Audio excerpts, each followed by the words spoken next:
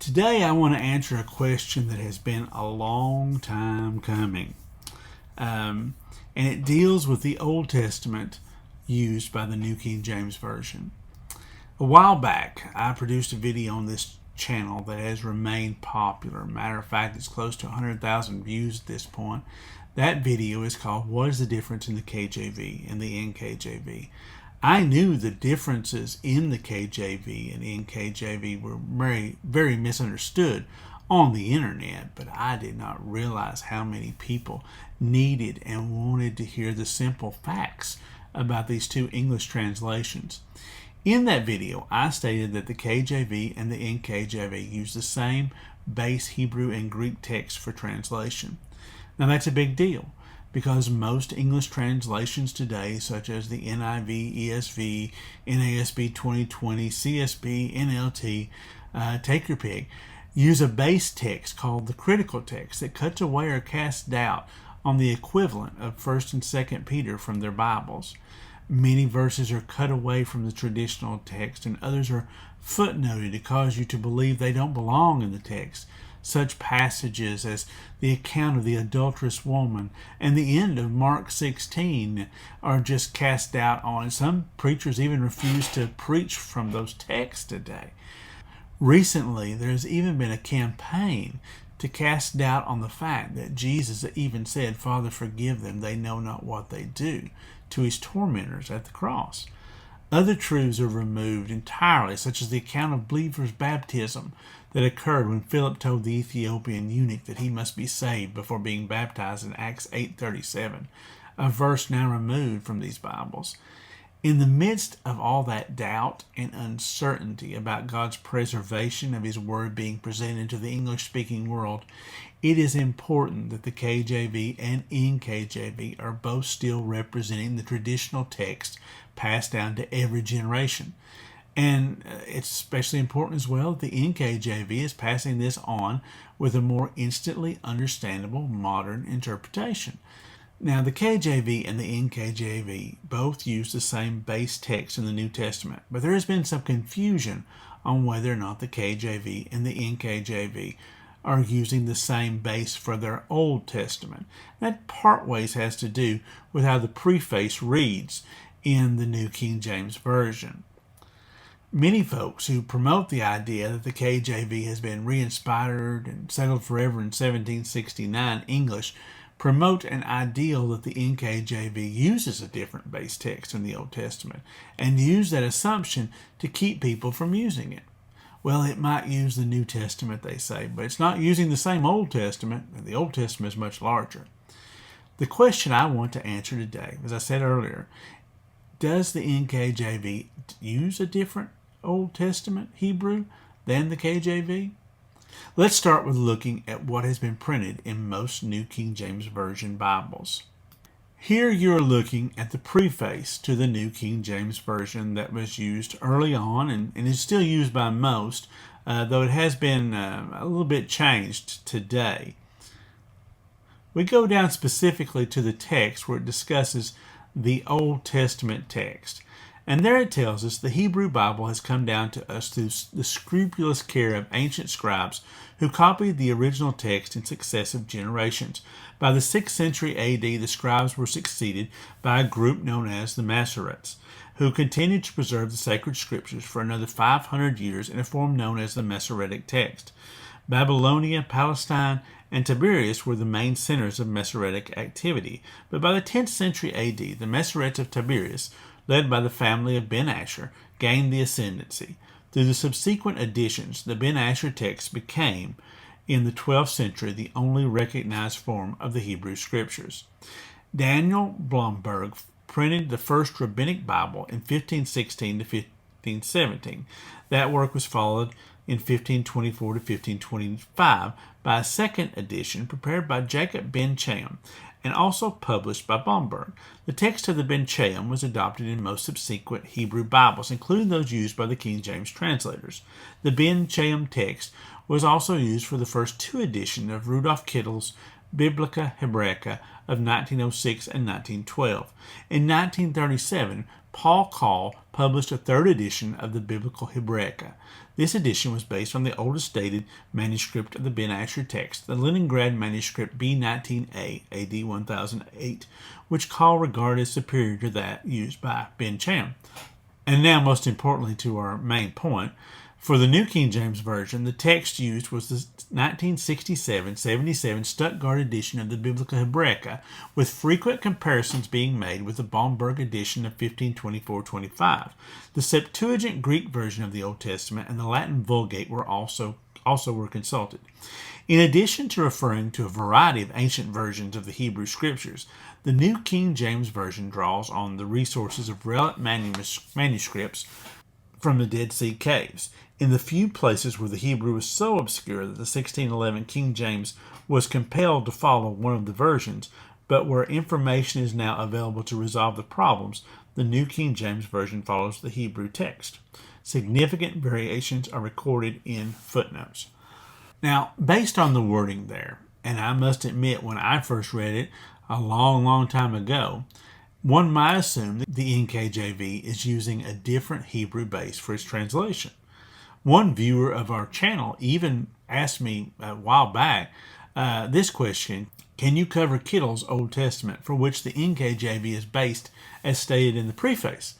Why abandon the Masoretic text for a text produced by one of Hitler's propaganda ministers who was imprisoned for war crimes? Now, I don't know about Kittle and his war crimes, but I do know they didn't say that's what they were using for the NKJV at all. That was just discussing, there in the preface, Old Testament Hebrew text in general. Right? Is that not what you heard? It seems the viewer was just confused when they read it. A lot of people have been confused about what was said in the preface about the Old Testament.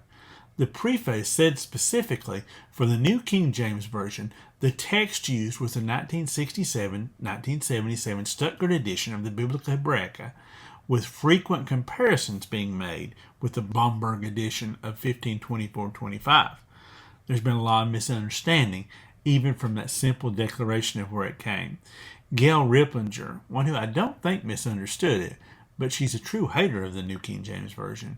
She's a lady who produced the book New Age Bible Versions and created a tract specifically attacking the New King James Version as a satanic Bible, stating that the NKJV replaced the KJV, the Ben Cham, with the corrupt Stuttgart edition, the Ben Asher Old Testament. Now, based on just the preface, it might be difficult to gather whether or not the NKJV was using the same, and I get that. But if only we could ask the person who was responsible for the New King James Version Translation Committee that produced the Old Testament. What would he say? The general editor of said committee, what would he say about that? Well, the good news is we can. And he actually answered the question that Miss Riplinger proposed. His name is James D. Price. And on his website, jamesdprice.com, he answered Riplinger's accusation. He says in his answer to Riplinger that her statement was a false statement, given to convince her uninformed readers that the NKJV is translated from a different Hebrew text than the one used by the KJV translators. The truth is that the NKJV translators, he says, followed exactly the same traditional Hebrew text that was used by the KJV translators. The excerpt from the original guidelines specifies that Hebrew text as a requirement. Now, Arthur Farstad, the general editor of the entire New King James Version, stated in the original guidelines that the Hebrew text of the KJV was a requirement. And we can see that in his book, In the Great Tradition. I'm going to show you that on page 35 of that book in my Kindle app. Here are the original guidelines. This was a list of instructions drawn up to guide the scholars and editors who were to do the work. And the following are the initial guidelines that was given. And very specifically, here at the end, it says the traditional text of the Greek and Hebrew will be used rather than modern critical text based on the Westcott and Hort theory. Because of the continued usage of the traditional text, the Textus Receptus, and the increasing number of scholars who prefer the usually similar majority text supported by the vast majority of manuscripts, it is important that a version of the Bible based on this text be available in current literary English. Amen, Mr. Farstad. I couldn't agree more. And so Price continued in his rebuttal as well what was mentioned already in the preface, that the New King James Version, the text used was the 1967-77 Stuttgart edition of the Biblical Hebraica, and then he focuses on that it was based on the Asher text, while the frequent comparisons were made with the Bomberg edition of 1524-25. What did that mean? Price saw later that this statement could be misunderstood to agree with Riplinger's accusation, except for the reference to those frequent comparisons with the Bomberg edition. Actually, the Bomberg edition was edited by Ben Chaim and is the text used by the KJV translators. What the preface didn't make clear is that the NKJV translators followed the Bomberg edition whenever it differed from the Stuttgart edition, and they included a marginal reference noting the textual difference. Riplinger and the source upon whom she relies knew that information, he says, and they have been informed about it. And he says they've been informed about it several times, yet they continue to publish misleading statements like the one she has in her books. According to Price, he continued to state that actually the NKJV, he says, improved on the KJV by making it conform more to the Bomberg Ben Chaim text than before. For example, in Isaiah 13:15, the Bomberg text read captured, whereas the KJV read joined. In Isaiah 37:18, the Bomberg text, he says, read lands or countries, whereas the KJV read nations. In Ezekiel 46:18, the Bomberg text read take, whereas the KJV read take by oppression. He gives many more examples he says he could be provided, but that was sufficient to demonstrate his point, that sometimes the KJV, the original text that they were using, they're not quite sure where they got their text from. And he said that the evidence clearly indicated that Riplinger was simply bearing a false witness. The NKJV did not replace the Hebrew text with a different one, but followed exactly the same Hebrew text used by the KJV translators as much as possible. And the enemies of the NKJV have repeated that false charge seemingly without end, but they have failed to produce any legitimate examples of where the NKJV did not follow the reading of the Bomberg text in places where the KJV did. And if such discrepancies are found, he said, the NKJV would have been corrected in the very next edition. But there has not been a new edition since 1982. While others, such as the ESV, the NASB, and the NIV, constantly update their translations of the text, that is slowly removing so much, the NKJV, like the KJV, keeps solid because the language hasn't changed enough to require a new translation every few years.